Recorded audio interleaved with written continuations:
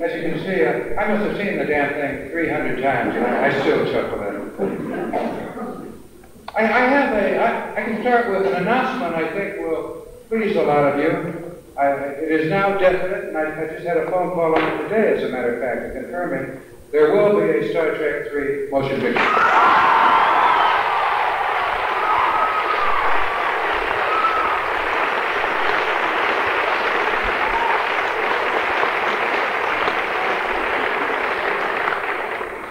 Whether or not they use this in the title, you may be sure that at least a part of it will include In Search of Spock.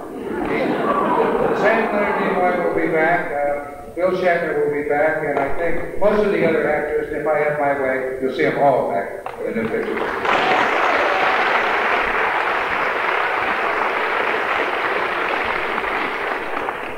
The question is sure to come up, so let me answer it right now. What part will I play in the new picture? It will be the one that I chose for myself in Star Trek II: The Wrath of Khan, which is executive consultant. And listen, if any of you are folks who have sent those very wonderful letters which say, why is bad old Paramount pushing you aside, or why is bad old Harv Bennett elbowing you aside? Well, this is simply not what has been happening. I am working on Star Trek exactly as I want. You must understand, I headed Star Trek for 16 very long and often very tough years. In doing the television show, I managed to break most of the rules by which television was being made. And in the words of the song, I did it my way, and I was able to. And the results are, I think, well known. Unfortunately, this has a sort of a good news, bad news story. The good news is that, of course, the success of the television show made Star Trek a multi-million-dollar property, a very important one in the studio. And the bad news is that it is almost impossible to break motion picture making rules when the studio has dozens of millions of dollars at stake. So it's impossible for me to do the movie exactly as I would like to do it, and probably it would not be as good as Star Trek. I like to experiment and take chances. So, and I think trying to fight the system would kill me, or at best I would just be miserable. But I am actively in charge from a consultant point of view, and I think the facts are that I created this job for myself, and I think from what you saw on The Wrath of Khan, that it indicates that Paramount and I made the right decision in this. I'm very happy with the way we're doing it. Another question that often comes up, what else am I up to? I hope there will soon be a film called The Flying Yorkshireman, as in Yorkshire in England. It's from my own script. It's based on a 1940s novella by Eric Knight, and it is a film that I will produce, or exec produce. And it's the story it's a comedy about a Yorkshireman on vacation in Santa Monica, California, and he discovers during this vacation that he can fly. That is, he can levitate, float around as he desires to. And he doesn't wear a cape and bring wrongdoers to justice or anything like that. In fact, his main problem is keeping it a secret from his strong-minded wife, who would be very upset if he floated around this Yankee beach resort making an ass of himself that way. I think you'll like it. Another project which I'm still writing is a television show, and I hope to get it to a studio soon and a network. It's called Report from Earth. It is part drama, part documentary, and involves an alien living here on this planet in this century, and with him we're going to be jumping ahead in time and looking at what's going to happen to us on this planet in the next 10, 20, 30 years. Now, carried here by Air Express, I have something that I've rarely done, but I got this. This is something I got personally from Caltech, Jet Propulsion Labs to be exact. It comes from Dr. Bruce Murray, who is in charge of JPL, and it's a joke. It has to do with Dr. Murray, and I heard it in Pasadena, Dr. Murray was talking to a group of Pasadenans about this lodge, and he was trying to, and a lot of them were the little old ladies in Pasadena, and he was trying to convince them that scientists and engineers are just not that serious all the time. He was trying to explain that, like when they had a successful rocket launch, they will go out and get a drink or two, like anyone else.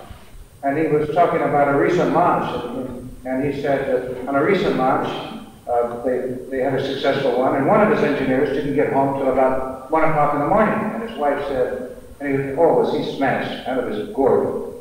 And she said, where have you been? And he says, I've been out at a bar with the boys. And she said, what's the name of the bar? He said, well, I don't remember. And she said, I've heard this about you scientists and engineers. I got you this time. He said, no, listen, honey, I can describe the bar, and we'll call around town, and you can check my story, because we'll find it, because it has purple walls, and it has white columns that go all the way up to the ceiling. He says, there's one other thing no one could miss. It has a golden urinal. So they begin calling all over town. They get to the next to last bar, finally, and the fellow answers the phone. He says, yes, ma'am. Yes, ma'am, we do have purple walls, and white. Yes, ma'am, we have white columns that go all the way to the ceiling, and a golden one. Puts his hand over the phone, he turns to the band, he says, hey, Charlie, I think we've got the guy who peed in your saxophone.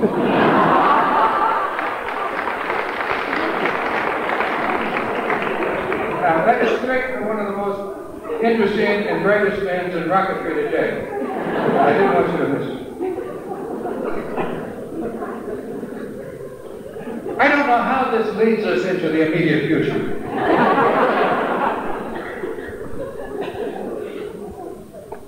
But let me start it with a sort of announcement, a very serious one. In all of history, you folks sitting here tonight could not have picked a more exciting time in which to live. Exciting how? Well, one of the things that's happened, and it's not really been talked about much, and it's very exciting, is that we humans have now reached a point where we are doubling our scientific knowledge every 7 years.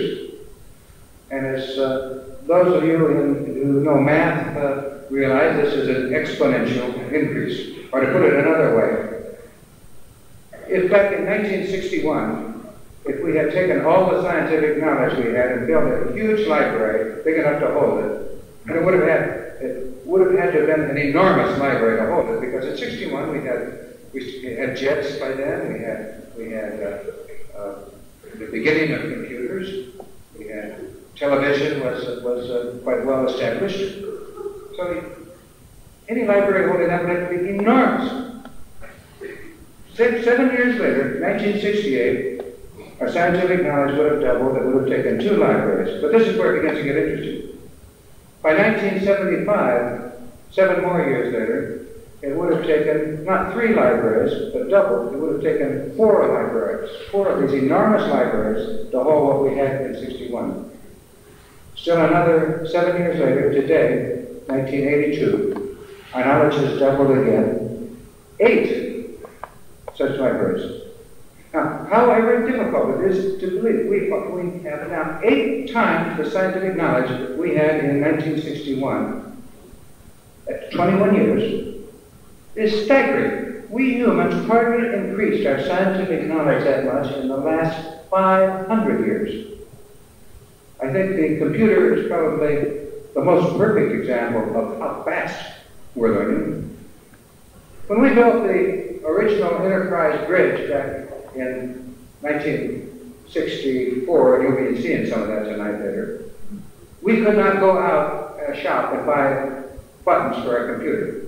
No shop stopped anything that crazy, that advanced. We had to carve our computer buttons out of wood. Compare that with what you get today in a Dutch drugstore for $9.95. Only a few years before we started Star Trek, anything that was considered a really powerful computer would take a 4-story office building to hold it, plus an entire basement filled with air conditioning equipment to keep it cool. Today, as most of you know, I'm sure, we carry that computer, that powerful, under our arms, and we're not many years away with the most powerful ones we will be carrying in our hand. How do we do that? Well, we amazing creatures, we humans, went out and invented the impossible. We invented silicon chip circuitry, in which we miniaturized and then micro-miniaturized, smaller and smaller and smaller, until today, we can take all the circuitry in your television set at home, put it on a chip so small that we can pass it through the eye of a needle. And we're really only beginning with these things. Along with this, of course, we were perfecting telecommunications. And what communications plus computer is really the double whammy of all civilization so far. Computer. Don't be afraid. What an absurd name for that device. Ladies and gentlemen, computing is just a small part of what it does. It calculates, measures, listens, reads, memorizes, regulates, and it reasons. Yes, it does reason. On the basis of stored information, it can reason out options, select options on the basis of that, and is doing it increasingly better all the time. What is it really? What it really is the beginning of a mechanical brain. Really, that's what we have. Now, don't believe these stories. They make great science fiction stories, but do not believe these stories about computers taking us over and controlling us. Because they can't. We happen to have invented, they're not going to enslave us. As a matter of fact, they're going to keep us from being enslaved by other things, by drudgery.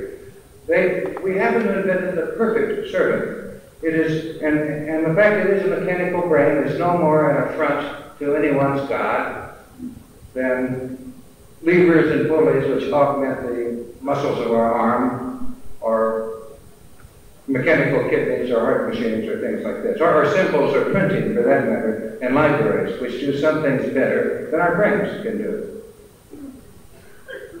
As a matter of fact, what they're going to do is they are in the next dozen years, they are going to so enrich our lives that they will do things for us that 10 years ago would have been laughed off the pages of even a science fiction magazine.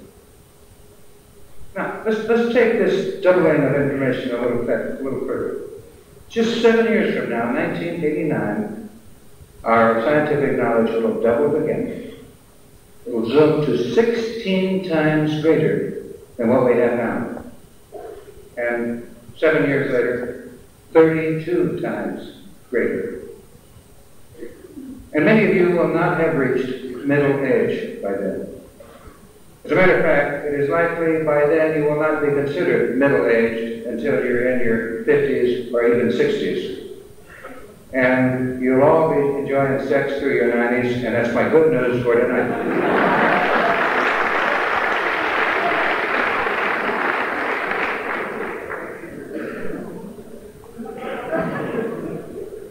This always stops me thinking. I'm just thinking, I'm going to try to do it in this decade. A key question, though, really a key question about all this. Making our knowledge 16 and 32 times greater, aren't we getting too smart? Well, no. All you have to do is take a look at our world to realize that we may not sit very high on someone else's intelligence scale. Isn't it true, though, that the more scientific knowledge we have, the more ways in which we have to blow ourselves up?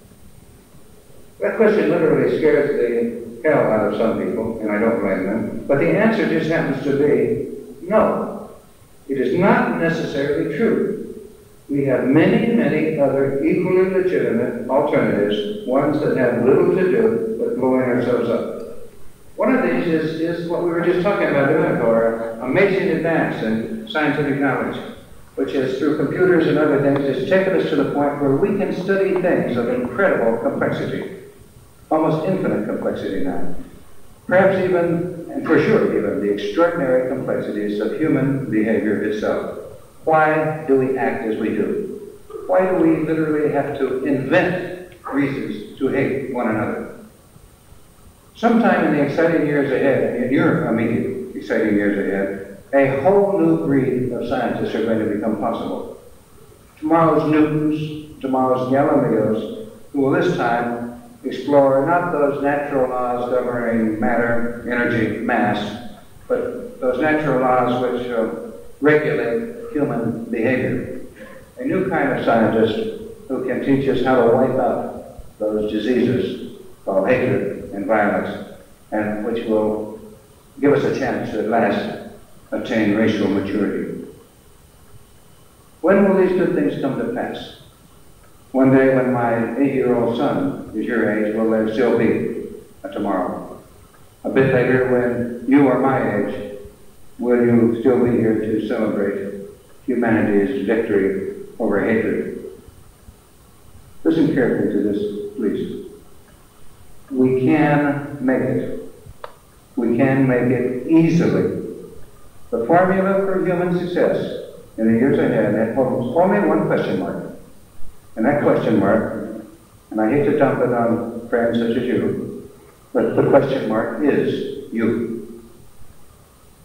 For hundreds of centuries up to now, it has been possible for human beings to stand back when problems arise and let other people take the chance, or to let world leaders work it out, which has been notoriously unsuccessful, or to, as a last resort, it's always been possible for a few people to hide themselves, get lost, and as a last resort, sell out, lie, cheat, buy your way clear. I'm sorry, all of that is gone. There is no more chance for any of us of an easy way out. There is no chance of pretending you are not involved.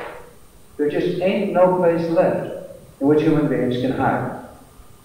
An historical first has happened here in your life, and I think it's very exciting. It is now up to you. It is now up to every one of us. Whatever you do, whatever you don't do, will have its effect on this time of human crisis. If people like you and I can't be bothered, fine. The galaxy probably won't even notice that this life form called human is gone. Or if you happen to believe, as some of us do, in fact, I happen to know as many of us here in this room believe, that human consciousness is a legitimate part of something truly awesome. Perhaps to use an old-fashioned word, a part of something we might call divine, whatever that means.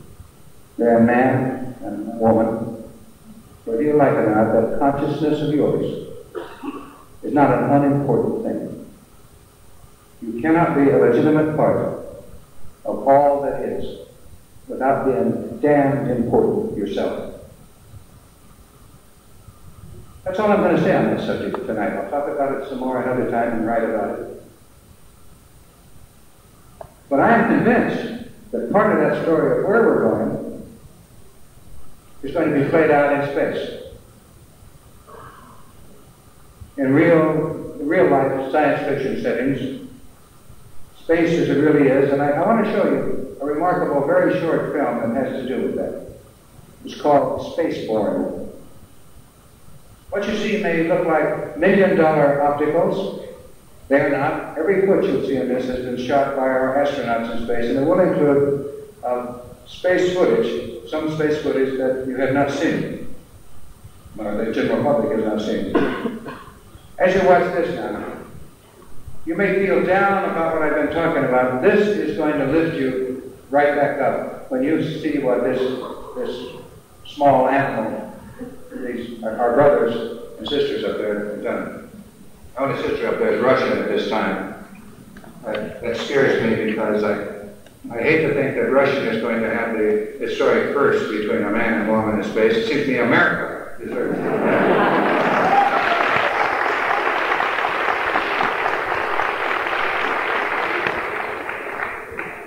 But as you see what this is doing, you're going to see compressed all together that most exciting journey of all time. Just a compressed version of it, man stripped to the moon and back. And I feel sorry for anyone who cannot absolutely tingle at the heroic, at the epic quality of what you're going to see. This is Ulysses, this is Magellan, this is all of those things and more. You'll be in the Apollo capsule in this film. You'll be up in the Apollo capsule. You'll see the lunar lander blast free of the capsule. You'll see it float out there, stretch out its big 3 legs like a giant space claw. You'll follow it down to the moon.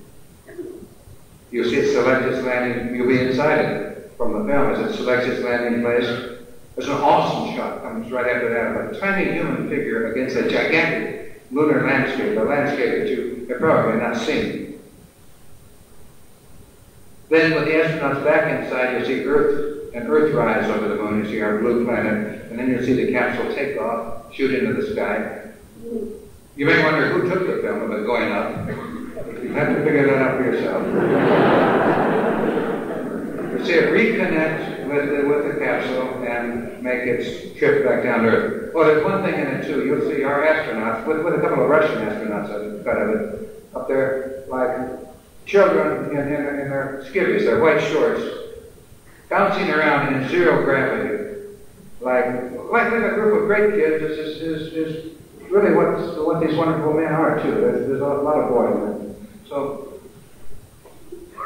if you have soul and spirit, I believe in this film you're going to feel pride and a great deal of optimism that being a part of this courageous species called human. Ladies and gentlemen, it is a remarkable piece of art. You'll hear no dialogue. It's done to music. The film Spaceborne. Let's roll it.